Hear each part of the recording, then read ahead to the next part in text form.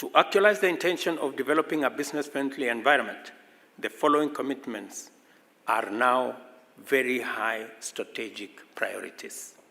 First, for the sake of stability, we have a tax code that is simple to enforce, consistent, fair, and predictable, that lasts at least 3 years. This is one commitment that I undertook when I made contact and I had a conversation with the American Chamber of Commerce. Secondly, we are committed to align our institutional framework for data protection with a global regime of global cross-border privacy rules framework. Third, we have eliminated VAT on exported products and the tax on stock-based compensation for employees of startups, as well as domestic equity requirements for ICT companies have been removed.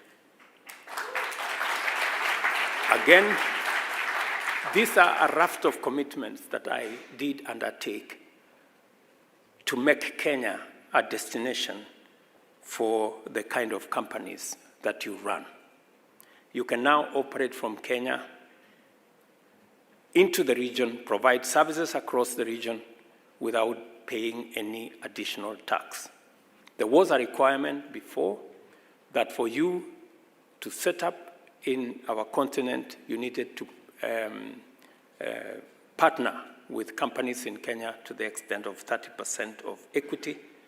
We have removed that requirement because we realize that the ability or capability of some of the companies locally to have that kind of resources may not exist, and therefore it served as an impediment.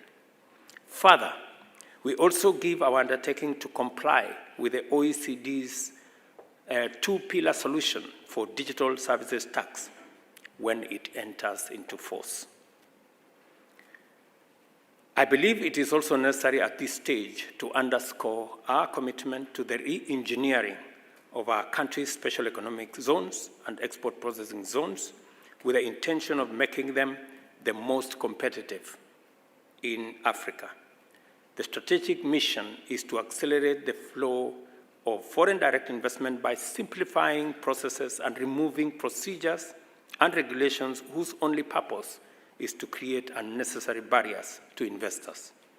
We are further clarifying and rationalizing land regime to make access to land in our special economic zone and export processing zones expeditious. It is also useful to bring to your attention the fact that CCI Global, an American firm operating Kenya's biggest PPO out of Tatu City, Kenya's leading privately owned special economic zone, is presently doubling its workforce to 8,000, with a plan to further increase it to 12,000. This will enable CCI to serve American corporations, including United Airlines, Spirit Airlines, JetBlue, AT&T, and Shipped, thereby giving very young Kenyans between 18 to 24 the opportunity to develop and provide the highest level of customer service skills. Thanks to CCI, its American clients, Kenya's famous hospitality has gone global, and we commit to take all necessary measures to make Kenya even more attractive for BPOs.